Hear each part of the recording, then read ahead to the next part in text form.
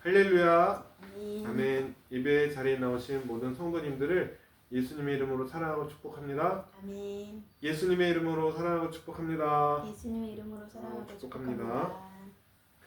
네, 오늘 말씀은 고린도전서 7장 17절에서 24절 말씀입니다. 말씀의 제목은 우리는 모두 하나님의 걸작품입니다 라는 제목으로 말씀을 증거하겠습니다. 우리는 모두 하나님의 걸작품임을 믿으십니까? 아멘. 아멘. 그런 말이 있지요. 저 사람은 연봉이 얼마고 저 사람은 뭐 어떤 수치나 뭐 그런 걸로 얘기하잖아요. 근데 그런 게 아니라 진짜 우리의 가치는 무엇입니까? 우리는 오늘 23절 말씀처럼 하나님께서 값을 치르고 사신 사람입니다. 저 사람이 연봉이 높든 낮든 그 사람을 위해서 어떤 값이 지불되었나요? 비교할 수 없는 예수님의 피값, 생명값이 지불된 사람입니다. 그러므로 우리는 하나님께서 값을 치르고 사신 하나님의 걸작품임을 믿으시기 바랍니다.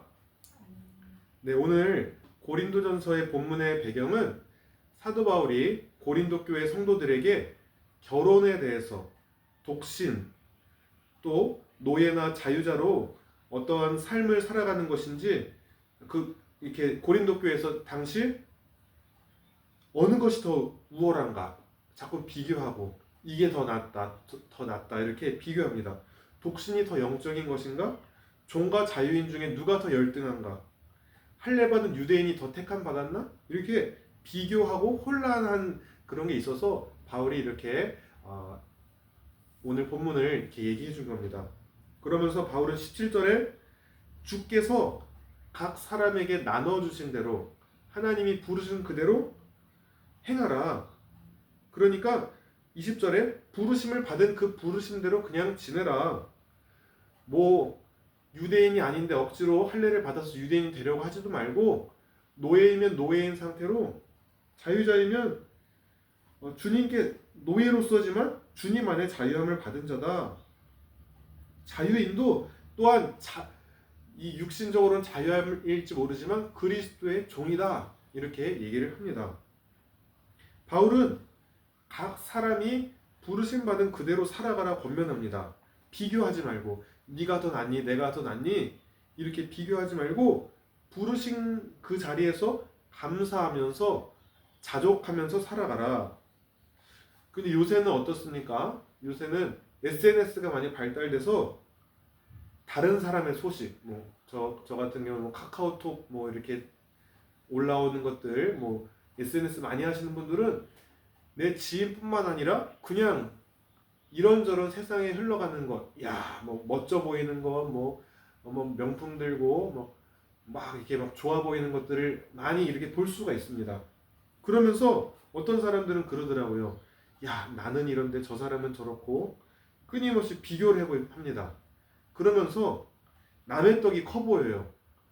자꾸 이 SNS의 화려한 어떠한 것을 보면서 상대적인 박탈감으로 열등감도 느낍니다. 그러면서 어느새 감사가 사라지고 불평과 원망이 마음에 자리하게 됩니다. 예수님의 제자들 가운데서도 이런 비교가 있었죠. 베드로가 요한이 하나님이 사랑하시는 제자잖아요. 그러니까 이 요한과 자기를 비교해요.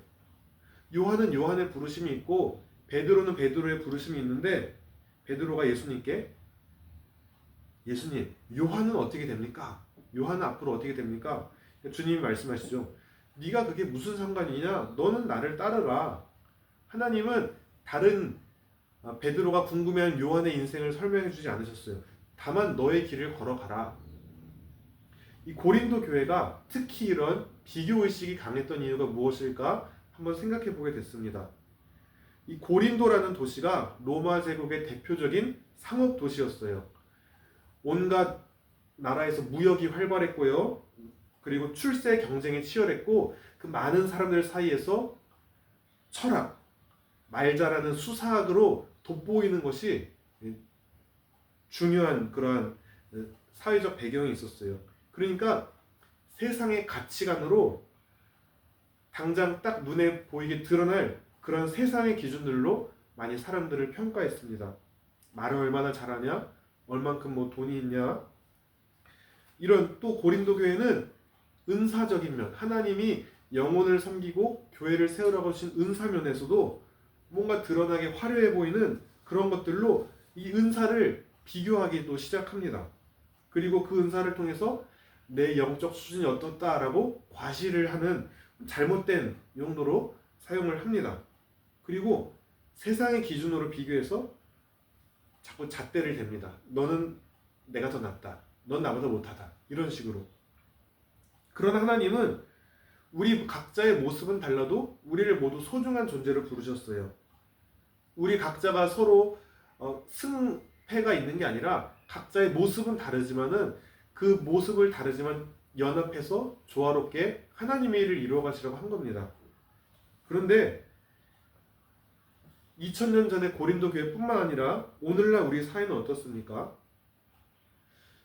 우리가 세상적인 기준으로 사람들을 바라보고 성공을 논합니다. 하물며 저 같은 목회자님들 가운데서도 어떠한 수치, 이렇게 드러난 기준으로 야 성공했네, 실패했네 이렇게 단정짓기도 합니다. 세상의 가치관들이 교회에도 많이 들어와 있는 경우가 있습니다. 요한일서 2장 15절 17절에 이 세상이나 세상에 있는 것들을 사랑하지 말라. 누구든지 세상을 사랑하면 아버지의 사랑이 그 안에 있지 아니하니 이는 세상에 있는 모든 것이 육신의 정욕과 안목의 정욕과 이생의 자랑이니 다 아버지께로부터 온 것이 아니요 이 세상으로부터 온 것이라. 이 세상도 그 정욕도 지나가되 오직 하나님의 뜻을 행하는 자는 영원히 거하느니라. 우리가 이 세상을 살아가면서 세상의 기준, 육체의 정욕, 안목의 정욕, 이생의 자랑 이런 것들로부터 자유로울 수는 없습니다. 육신의 정욕은 어떤 게 있습니까? 비싼 음식, 술, 쾌락, 편안함, 안락함. 뭐 돈만 있으면 뭔가 이렇게 자기의 본능에 따라 살아갈 수 있는 그런 것이 육체의 정욕이죠. 안목의 정욕은 무엇입니까? 여러 SNS나 다른 사람들을 보면서 야, 저 명품, 저 큰 집, 저 큰 차, 야, 저렇게 사는구나 이렇게 보이는 것들로 이 안목의 정욕이죠. 그게 이생의 자랑은 무엇입니까?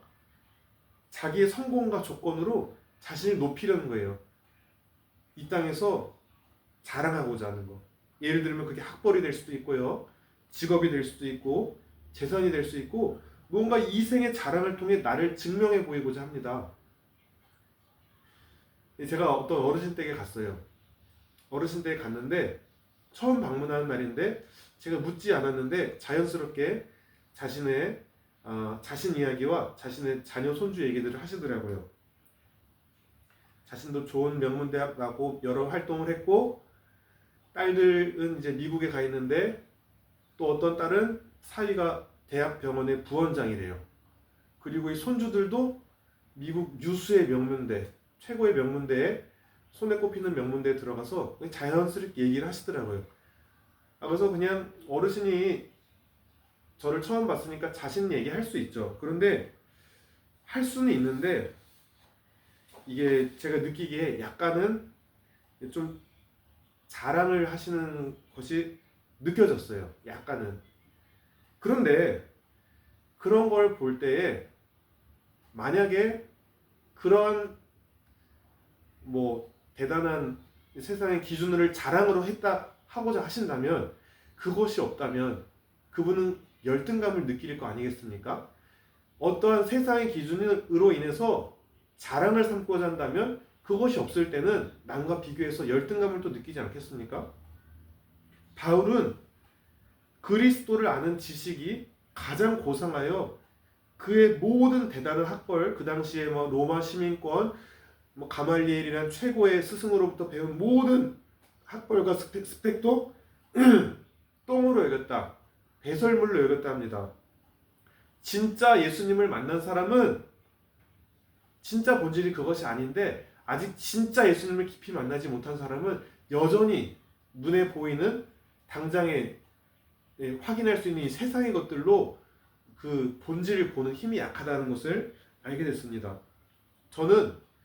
저의 경우는 또 어떠냐면은 하나님이 뭐 자원함이든 아니면 제가 부르셨든 하나님이 목회자로 세우셨어요. 근데 세우실 때에 노인복지를 병행하면서 제가 생각한, 제가 원했던 전임 사역 혹은 선교지에 나가는 뭔가 그런 게 저는 같은 목회자에도 더 이렇게 있어 보였어요. 있어 보였다는 게 정말 그게 더 헌신하고 더 주의 일에 온전히 매진하는 것 같아서 나는 그런 마음으로 계속 있는데 왜 그 길은 열리지 않는가 하면서 뭔가 동기들 중에서 아는 목회자님들 중에서도 비교를 할 때가 있었어요.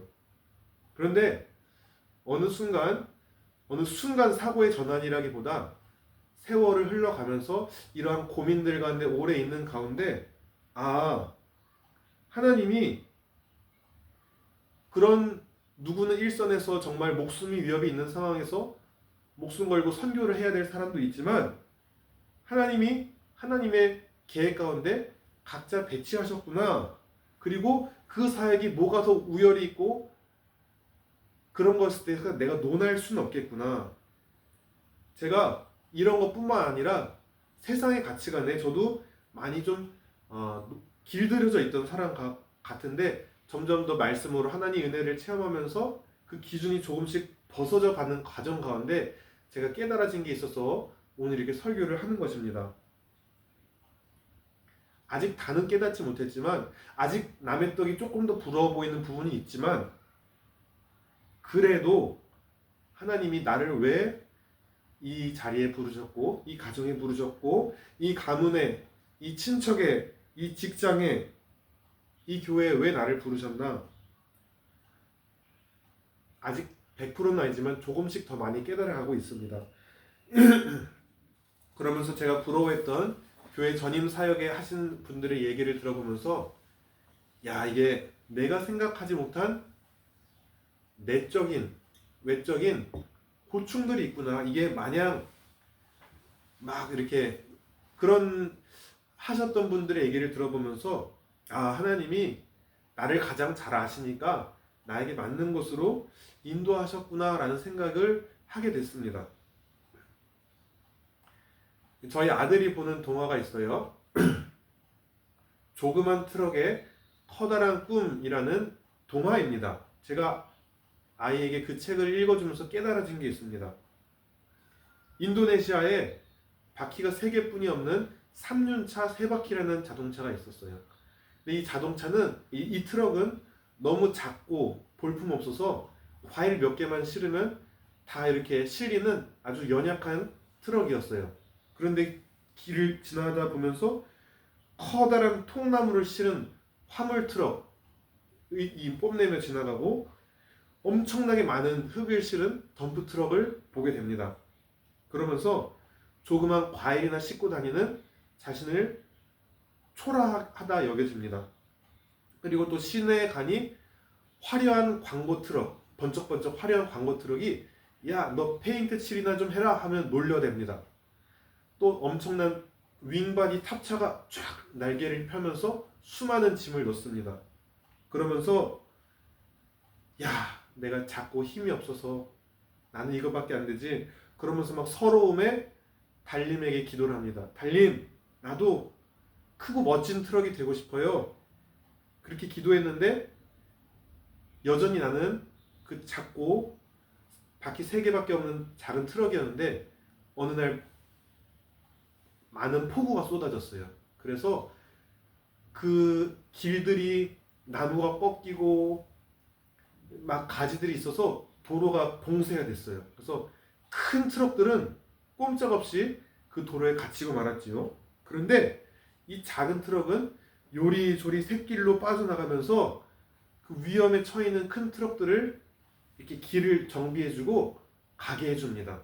그리고 어떤 큰 트럭이 저수지에서 막 갇혀서 끙끙대고 있는데 이 작은 트럭이 밧줄로 구해줍니다. 그래서 이 모든 크고 화려한 트럭들이 이 작고 볼품없는 이 세 바퀴 트럭을 좋아하게 됐다, 이런 이야기입니다. 그걸 보면서 제가 조금 깨달음이 있었어요. 야, 모두가 다 큰 트럭을 좋아해서 큰 트럭이었다면 어떻게 됐을까? 재앙이지 않았을까? 하나님은요, 다양성 안에서 연합을 이루어 가십니다. 모두가 다 원하는 그 지점, 세상의 기준으로 말하는 그 성공의 기준에 다 있고자 한다면, 하나님이 다 그 기도 응답을 들어주신다면 이 세상은 엄청 큰 혼란에 빠질 것입니다. 서로 다양한 가운데 조화를 이루게 하십니다. 우리는 그리스도의 각자 위치는 다르지만 한 몸인 것입니다. 어느 날 이 손가락들이 서로 자기가 최고라고 싸우게 됐습니다. 엄지손가락이 나는 최고야, 내가 없으면 아무것도 못 잡아. 검지는 말합니다. 나는 방향을 가리키는 리더십이 있어. 내가 손을 가리킬 때 다 나를 따라가지. 가운데 손가락이 내가 제일 크고 길잖아 하면서 자랑을 합니다. 이 네 번째 손가락이 결혼 반지는 나한테 끼우잖아. 그런데 이 새끼손가락이 아무것도 하는 일이 없는 이 새끼손가락이 가만히 있다가 그래, 근데 너희들 나 없으면 비정상이 되는 거 알아? 이렇게 얘기를 합니다. 이 새끼손가락은 하는 일이 없어 보이지만 이 새끼손가락이 없다면요, 이 얼마나 이상합니까? 이러고 가는데 잘 되지도 않고 젓가락질도 어색하고 손에 힘도 잘 안 들어갑니다. 이 새끼손가락이 별 볼 일 없어 보이지만 얘가 없으면 전체 일이 안 돌아가요. 그런 것처럼 우리는 모두 다 엄지가 되고 싶어하고 검지가 되고 싶어하고 뭐가 하여튼 대단해지고 싶지만 엄지만 있어 보면 뭐 이렇게 짝달만한 게 다 있으면 사람이 얼마나 이상해집니까? 수많은 다양성 안에 하나님은 각자 부르심은 다르지만 한 몸을 이루어가게 하셨습니다. 그렇지만 이 수많은 정보 가운데 이생의 자랑, 육신의 정욕, 안목의 정욕을 자극하는 이 수많은 세상의 가치관들 속에서 우리가 때로는 영향을 받지 않나 생각해 봅니다. 결국 하나님 말씀 외에는 영원한 것은 없다라는 것입니다. 성경 말씀에 이 세상도 그 정욕도 지나가되 오직 하나님의 뜻을 행하는 자는 영원히 거하느니라. 우리가 추구했던 그 가치관이 시간이 지나면 유행이 바뀌어서 별로 선호하지 않는 가치가 될 수도 있어요. 그렇지만 하나님 말씀은 하나님의 뜻을 행하는 자는 영원히 거하게 된다. 예수님을 구주로 믿고 하나님 말씀을 붙들고 사는 삶이 가장 가치 있고 영원하며 확실한 삶임을 믿으시기 바랍니다. 아멘. 내게 주어진 가정, 친척, 교회, 선교지, 일터, 지역사회 등을 돌아보며 하나님이 왜 나를 이 자리 이곳에 부르셨나? 어떤 부르심을 가지고 계신가? 한번 묵상해 보시기 바랍니다. 그리고 그 가운데 다른 일을 비교하지 말고 주님 안에 내가 어떻게 행해야 될까? 나를 부르신 자리에서 나는 어떻게 반응해야 되나? 그렇게 묵상하며 감사하며 자족하며 하나님과 함께 거하며 하나님 말씀 안에 하나님이 임재 안에 성령 충만하게 살아가시는 우리 모두 다 되시기를 예수님의 이름으로 축복하며 기도합니다. 아멘. 기도하시겠습니다. 하나님 아버지 감사합니다. 우리는 하나님이 값을 주고 사신 세상의 어떤 것과도 비교할 수 없는 가장 가치 있는 존재들입니다. 하나님이 다 뜻이 있어서 우리를 다르게 만드셨고 우리 한 명 한 명이 하나님 보시기에 너무나 비교할 수 없는 소중한 걸작품임을 믿습니다. 우리가 정말 수많은 정보들과 세상의 가치관들로 우리가 때로는 열등감에 때로는 교만에 빠지지 않도록 하시고 하나님 우리가 주님 안에 하나님과 동행하며 하나님과 영원히 함께 거하는 늘 주님의 거룩한 내가 성전이요 하나님이 내 안에 거하셔서 내가 가장 가치 있는 주님의 성전이 되었다. 이 사실을 깨닫고 또 주님의 임재 가운데 항상 주님의 깊은 지성소 가운데에 늘 거하기를 애쓰며 힘쓰며 주님 안에 거하는 모든 분들 다 모든 성도님들 다 될 수 있도록 인도해 주옵소서. 감사드리며 예수님의 이름으로 기도드렸습니다. 아멘. 아멘.